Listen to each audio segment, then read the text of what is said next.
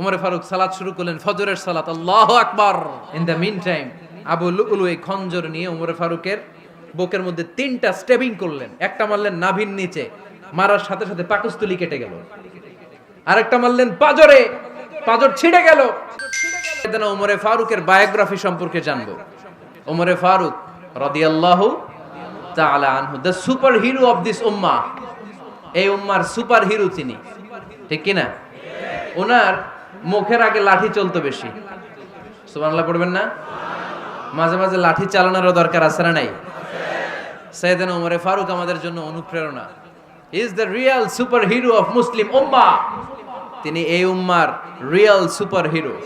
এজন্য ওনার জীবনী থেকে আমরা কিছু শিক্ষা নেওয়ার চেষ্টা করব ইনশাআল্লাহ। পড়েন সাইয়েদনা ওমর ফারুক কিভাবে ইসলাম ধর্ম গ্রহণ করলেন, কিভাবে বিশ্বনবীর প্রাণের কলিজার টুকরা হলেন, এটা দিয়ে আমরা শুরু করি। আল্লাহ তাআলা সাইয়েদনা ওমর ফারুকের হৃদয়ের মধ্যে 3টা ধাক্কা মেরেছেন, ঈমানের ধাক্কা। আওয়াজ করে বলতে হবে কয়টা? জোরে বলেন তো কয়টা? 3টা ঈমানি ধাক্কা। এক হচ্ছে বিশ্বনবীর দোয়ার ধাক্কা। এক কি? দোয়ার ধাক্কা। 2 হচ্ছে সূরা হাক্কা দিয়ে দিয়েছেন আল্লাহ এক ধাক্কা। সুবহানাল্লাহ পড়বেন না? 3 হচ্ছে সূরাতু তাহা দিয়ে আল্লাহ দিয়েছেন আরেকটা ধাক্কা। এই 3টা ঈমানি ধাক্কা যখন সাইয়েদনা ওমর ফারুকের হৃদয়ে লাগলো, উনি পড়তে আরম্ভ করেছেন, আশহাদু আল্লা ইলাহা ইল্লাল্লাহ ওয়া আশহাদু আন্না মুহাম্মাদান আবদুহু ওয়া রাসূলুহু। চিল্লায়ে পড়েন আল্লাহু আকবার। বিশ্বনবী মক্কায় বসে বসে তাহাজ্জুদের সালাত পড়ে আল্লাহর কাছে দোয়া করলেন, আল্লাহ আল্লাহুম্মা আইজ্জাল ইসলাম বিআহাব্বির রাজুলাইনি ইলাইক। ও আল্লাহ, 2 জন লোকের নাম বলবো, 2 জনের দরকার নেই। এই 2 জনের একজনকে আপনি ইসলামের সুশীতল ছায়া তলে এনে ইসলামকে বিজয় দান করে দেন। মুহূর্তের মধ্যে দোয়াটা কবুল করে নিয়েছে কে? বিশ্বনবী বললেন, আল্লাহ 2 জনের নাম বলবো আজকের দোয়ায়। আবি জাহাল ইবনে হিশাম, হয়তো হিশামের বেটা আবু জাহেলকে আপনি ইসলামের ভিতরে নিয়ে আসেন, কিংবা ওমর ইবনুল খাত্তাব, খাত্তাবের বেটা ওমরকে আপনি ইসলামের ছায়া তলে নিয়ে আসেন। ওমরে ফারুকের জন্য দোয়াটা কবুল করে নিয়েছে কে? মক্কার যে অবস্থা, আল্লাহর হাবিব সাল্লাল্লাহু আলাইহি ওয়াসাল্লাম বুঝলেন মক্কার এই 2 জনের একজন যদি আমার সাথে না থাকে তাহলে মক্কায় দাওয়াতি কাজ চালিয়ে যাওয়া যাবে। আল্লাহরে বললেন, আল্লাহ বেশি চাই না, এই 2 জনের একজন, হয় আবু জাহেল নয় ওমর, হয় আবু জাহেল নয় ওমর। বিশ্বনবী যখন দোয়া করলেন, এই দোয়ার একটা ঈমানি ধাক্কা, নূরানি ধাক্কা সাইয়েদনা ওমর ফারুকের হৃদয়কে স্পর্শ করে ফেলল। দোয়া ইজ লাইক এ মিসাইল। এই যে আমরা দোয়া করি, এটা মিসাইলের মতো। যুদ্ধে মিসাইল হামলা করে না? মিসাইল হামলা করার পরে এই মিসাইল লক্ষ্য বস্তুতে যে ভেদ করে, ঠিক কিনা? তেমনি দোয়ার মতো যদি আপনি দোয়া করতে পারেন, আপনি যেই জন্য দোয়া করেছেন ঠিক ওই জায়গায় যে আপনার দোয়া স্পর্শ করে। সুবহানাল্লাহ পড়বেন না? বিশ্বনবীর দোয়ার মাধ্যমে প্রথমে সাইয়েদনা ওমর ফারুকের হৃদয়ে এক ধাক্কা লাগলো। 2 নম্বরে রব্বুল আলামিন সূরাতুল হাক্কা দিয়ে ওমর ফারুকের হৃদয়ের মধ্যে দিলেন এক ধাক্কা। পড়েন আল্লাহু আকবার। কোরআনের ভেতরে সূরাতুল হাক্কা নামে একটা সূরা আছে না নাই? আল হাক্কাতু মাল হাক্কা ওয়া মা আদরাকা মাল হাক্কা। পড়েন আল্লাহু আকবার। বিশ্বনবী যখন দোয়া করলেন, ওই দোয়া যখন সাইয়েদনা ওমর ফারুকের হৃদয়ে স্পর্শ করলো, সাইয়েদনা ওমর ফারুক সব সময় বিশ্বনবীরে ফলো করতে আরম্ভ করলেন। বিশ্বনবী ডানে গেলে লুকিয়ে লুকিয়ে ওমর ফারুক ডানে যায়, বিশ্বনবী বায়ে গেলে লুকিয়ে লুকিয়ে ওমর ফারুক বায়ে যায়। বিশ্বনবী একবার মসজিদুল হারামে যে নামাজ পড়তে শুরু করলেন, ওমর ফারুক তখন বিশ্বনবীর পিছু পিছু ছদ্মবেশে পেছন থেকে যে বিশ্বনবী কিভাবে নামাজ পড়ে দেখতে শুরু করলেন। বিশ্বনবী ইন দা মিন টাইম এশার নামাজে আল হাক্কাতু মাল হাক্কা তেলাওয়াত শুরু করে দিলেন। আল হাক্কাতু মাল হাক্কা তেলাওয়াত শুরু করে দিলেন। তেলাওয়াত করতে করতে বিশ্বনবী যখন তেলাওয়াত করতেছে, ওমর ফারুক এরকম দুলতেছে আর মজা পাচ্ছে। ও মিয়া, বিশ্বনবীর কণ্ঠ বুঝি আমার মতো কণ্ঠ? আপনার মতো কণ্ঠ? আহমদ বিন ইউসুফের কণ্ঠ? আব্দুল বাসিতের কণ্ঠ না? বিশ্বনবীর গলায় যে কি সুরের ঝংকার আল্লাহ দিয়েছেন, কি সুরের লহরী আল্লাহ দিয়েছেন, একবার যে শুনতো পাগল হয়ে যেত। আল্লাহু আকবার। বিশ্বনবী সূরা হাক্কা মন্ত্রমুগ্ধ তেলাওয়াতে মন্ত্রমুগ্ধ সুর দিয়ে মন্ত্রমুগ্ধ কণ্ঠ দিয়ে তেলাওয়াত করতে লাগলেন এশার সালাতে। ওমরে ফারুক দুলতে লাগলেন। ওমরে ফারুক যত শুনেন অবাক হয়ে যায়, যত শুনেন অবাক হয়ে যায়, যতই শুনে অবাক। কিরে, কারণ তিনি আরবি ভাষা বুঝতেন। এত সুন্দর শব্দের গাঁথনি, এত প্রাঞ্জল বর্ণনা, এত সুন্দর অন্তমিল, এটা কবিতা না হয়ে পারে না। উনি মনে মনে ভাবলেন এটা মনে হয় কবিতা। It might be poem, it could be poem. Muhammad মনে হয় কবি হয়ে গেছে, তার কাব্য প্রতিভা দিয়ে সে এটা বানিয়েছে। তা না হলে এত সুন্দর কথা এটা কবিতা না হয়ে পারে। ইন দ্য মিন টাইম বিশ্বনবী কিন্তু দেখতেছে না যে পেছনে ওমর। বিশ্বনবী তেলাওয়াত করছিলেন।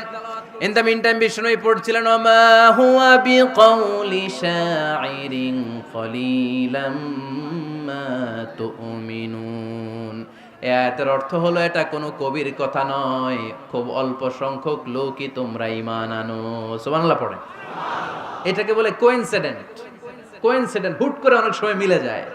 যায় কি যায় না? আপনি একজনের কথা ভাবতেছেন, বাজারে গেলেন, বাজারে যেই দেখেন ওই লোকটা দাঁড়ায় আছে, এরকম হয় কি হয় না? কোইনসিডেন্ট। ওমরে ফারুক মনে মনে যেটা ভাবতেছে ওই কথা দিয়ে বিশ্বনবী তেলাওয়াত করতেছে। আল্লাহু আকবার। বিশ্বনবী যে আয়াত তেলাওয়াত করছিলেন, আয়াতের অর্থ হলো এটা কোনো কবির বানানো কবিতা না, খুব অল্প সংখ্যক লোকই তোমরা ঈমান আনো। ওমরে ফারুক আটকে উঠলেন, থমকে দাঁড়ালেন। ঘটনা কি? আমি মনে মনে ভাবলাম কি রে, এত সুন্দর কথা, এটা তো মানুষের কথা হতে পারে না, এটা নিশ্চয়ই কবিতা, কবির কথা। কিন্তু মুহাম্মদ এখন আবার পড়তেছে ওমা হুয়া বিকাউলি শাইর, এটা কোনো শায়েরের, কবির কথা নয়। কলিলাম মা তুমিনুন, অল্পই তোমরা ঈমান আনো। তার মানে আমার মনে যা চলে মুহাম্মদ এটা টের পায়। মুহাম্মদ গণক। নাউজুবিল্লাহ পড়বেন না? মুহাম্মদ অনেক বড় মাপের একজন গণক। মানুষের হৃদয়ে কি চলে, মনে মনে কি ভাবে, মুহাম্মদ না দেখেও বলে দিতে পারে। ইন দা মিন টাইম বিশ্বনবী পরের আয়াতে পড়লেন ওয়ালা বিকাউলি কাহিনিন কলিলাম মা তাযাক্কারুন। এই আয়াতের অর্থ হলো এটা কোনো গণকের বানানো গণনা নয়, খুব অল্প সংখ্যক লোকই তোমরা উপদেশ হিসেবে এটাকে মানো। সুবহানাল্লাহ পড়েন। এবার আর ওমরে ফারুকের সহ্য হয় না, কি আজীব তামাশা। প্রথমে মনে করলাম কবিতা, মোহাম্মদ কয় কবি না, সে কবি না, এটা কবিতা না। তারপর ভাবলাম সে গণক, সে আয়াত পরে পরে বলে দিল এটা গণনা নয়, তাহলে এটা কি? এটা কি কবিতাও না, গণনাও না, তাহলে এটা কি? বিশ্বনবী তখন বললেন তানজিলুম মির রাব্বিল আলামিন। সুবহানাল্লাহ পড়েন। পরের আয়াত ছিল তানজিলুম মির রাব্বিল আলামিন। এটা দুনিয়ার কোনো কবির বানানো কবিতা না, এটা কোনো গণকের গণনা না, এটা কোনো সাহিত্যিকের বানানো সাহিত্য নয়, এটা মহাবিশ্বের পরিচালক রব্বুল আলামিনের কাছ থেকে পাঠানো কিতাব কোরআন। সূরা হাক্কার ধাক্কায় ওমরে ফারুক কাইত। প্রথমে ধাক্কাটা লাগলো যে দোয়া। বিশ্বনবী তাহাজ্জুদে কেঁদে দোয়া করলেন, আল্লাহ হয় আবু জাহেল রে দিবা নাইলে ওমর রে দিবা। ওই দোয়া ওমরে ফারুকের হৃদয়ে ছোঁয়া লেগেছে। এরপর হাক্কা, সূরাতুল হাক্কা দিয়ে দিলে এক ধাক্কা। এই ধাক্কা খেয়ে উথাল পাথাল হৃদয়ের মধ্যে, হায় রে এ কি বাণী, এ কেমন কথা, কে মুহাম্মদ? তারপরও শয়তানের ওয়াসওয়াসা আছে না নাই? আল্লাহ বলে যতই ওয়াসওয়াসা ওমরকে দেয়া হোক, আমি ওমরে ফারুককে এই মুসলিম উম্মতের সেনাপতি বানিয়ে ছাড়বো, আমি সেনাপতি বানাবো। এবার 3 নাম্বার ডোজ। ডাক্তারের কাছে গেলে প্রথমে দেখবেন সিম্পল ডোজ দেয়, নরমাল ওষুধ, এটাতে কাজ না হলে ডোজ বাড়ায়, একেবারে কাজ না হলে অ্যান্টিবায়োটিক মারে, আছে না নাই? আল্লাহ প্রথমে দোয়ার ছোঁয়া লাগালেন, তারপর সূরা হাক্কা দিয়ে ধাক্কা মারলেন, এরপরে রব্বুল আলামিন বলেন এবার 3 নাম্বার ডোজ সূরা তহা দিয়ে আমি তোমার হৃদয়টারে উজালা বানায় দেব রে ওমর। শয়তান ওদিক দিয়ে ওয়াসওয়াসা, খেলা দুই দিক থেকে চলতেছে। আল্লাহ তাআলা হেদায়েতের রাস্তায় টানছে, শয়তান জাহান্নামের দিকে টানছে। ঘোষণা দেয়া হলো মক্কায়, মুহাম্মদের মাথা কেটে এনে দিলে এত এত স্বর্ণ মুদ্রা দেয়া হবে। ওমরে ফারুক রাজি হয়ে গেলেন, নাঙ্গা তলোয়ার নিয়ে বিশ্বনবীর মাথা কাটার জন্য ছুটলেন। নাউজুবিল্লাহ পড়বেন না? বনু জাহরা গোত্রের এক লোক বলে, আইনা ইয়া ওমর, কই যাও? মুহাম্মদের মাথা কাটতে যাই। আরে মুহাম্মদের মাথা কাটতে যাও? তোমার বোন ফাতিমা বিনতে খাত্তাব আর তোমার বোন জামাই সাঈদ কদ সাবা, এরা তো ধর্ম ত্যাগ করে ফেলছে, এটা তো আমাদের ধর্ম ত্যাগ করে মুহাম্মদের ফলোয়ার হয়ে গেছে। আগে ওমর ঘর সামলাও, পরে মুহাম্মদের মাথা কাটতে যেও। ওমরে ফারুক অবাক হয়ে গেলেন, তলোয়ার নিয়ে বিশ্বনবীর দিকে না যে নিজের বাড়ির দিকে চলে গেলেন। বিশ্বনবীর আপন বোন ফাতেমা বিনতে খাত্তাব, বোন জামাই সাঈদ আর খাব্বাব রাদিয়াল্লাহু তাআলা আনহু তিনজন মিলে সূরা তাহা তেলাওয়াত করছিলেন। পড়েন সুবহানাল্লাহ। মক্কায় লুকিয়ে লুকিয়ে দাওয়াত হতো। খাব্বাব রাদিয়াল্লাহু তাআলা আনহু একটা চামড়ার ফলকের মধ্যে সূরা তাহার কয়েকটা আয়াত এনে ওমরে ফারুকের বোন আর বোন জামাইকে শিক্ষা দিচ্ছে, ট্রেনিং দিচ্ছে। সুবহানাল্লাহ পড়েন। লুকিয়ে লুকিয়ে ওমরে ফারুক যখন ঘরে চলে আসলেন, এরা তটস্থ হয়ে গেল।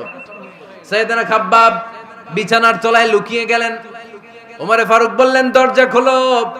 ফাতেমা বিনতে খাত্তাব দরজা খোলার পরে নির্মম ভাবে সাইয়েদনা ওমর রাদিয়াল্লাহু তাআলা আনহু বোনের গায়ে আঘাত শুরু করে দিল। বোন জামাইকে আহত করতে শুরু করলো আর বলতে শুরু করলো, তোরা পাগল হলি কেন? কি আছে ওই মুহাম্মাদের মধ্যে? কি জাদু নিয়ে এসেছে?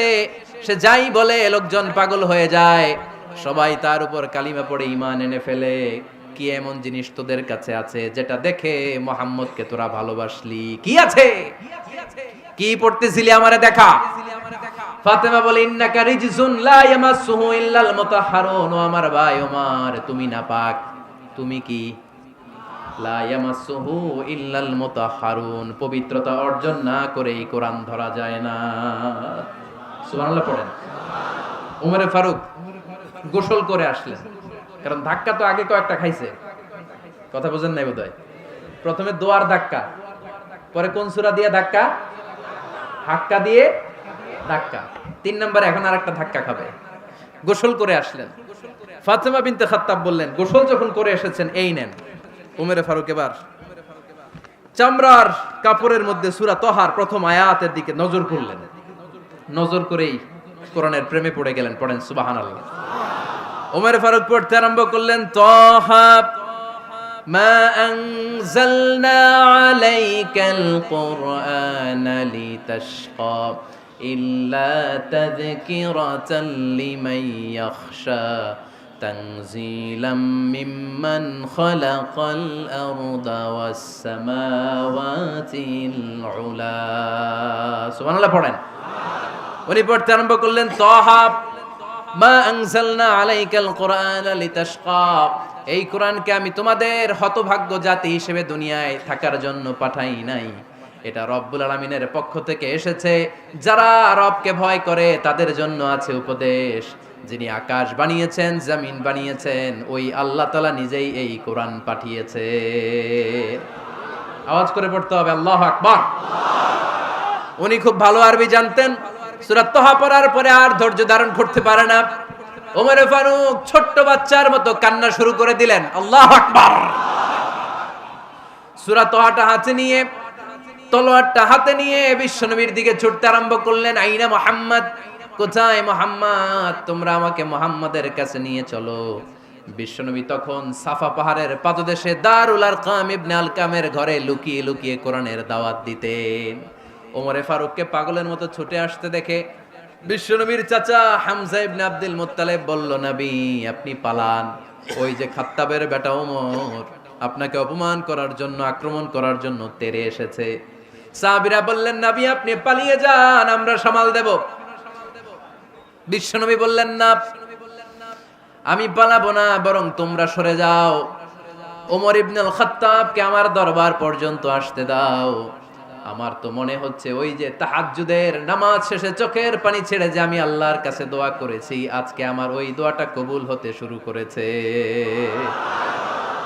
আমার তো মনে হচ্ছে আমার দোয়া কবুল হবে, আসতে দাও। ওমর ফারুক এসে বললেন, আশহাদু আল্লা ইলাহা ইল্লাল্লাহ ওয়া আশহাদু আন্না মুহাম্মাদান আবদুহু ওয়া রাসূলুহু, আমি সাক্ষ্য দিলাম আল্লাহ ছাড়া কোনো ইলাহা নাই, নিশ্চয়ই আপনি আল্লাহর প্রেরিত বান্দা এবং রাসূল। পড়েন সুবহানাল্লাহ। ওমর ফারুক যখন কালিমা শাহাদা পড়ে মুসলমান হয়ে বিশ্বনবীর হাতে হাত রাখলেন, মুসলিম সাহাবীদের মধ্যে খুশি আর আনন্দের বন্যা বয়ে গেল। মুসলিম হাতে গোনা সাহাবারা আল্লাহর প্রশংসা করলেন। বিশ্বনবী সাইয়েদনা ওমর ফারুককে জড়িয়ে ধরলেন।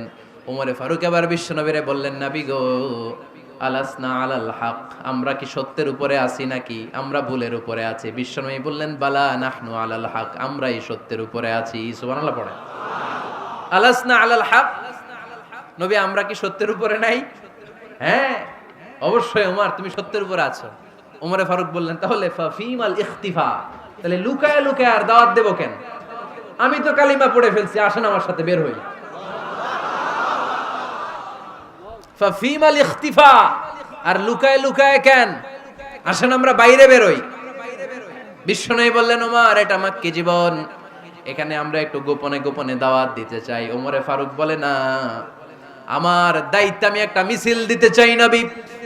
আল্লাহর নামের তাকবীর দিতে দিতে দারুল আরকাম থেকে শুরু করে মসজিদুল হারাম পর্যন্ত একটা মিছিল দিয়ে আমি মক্কা কাঁপাইয়া দেব।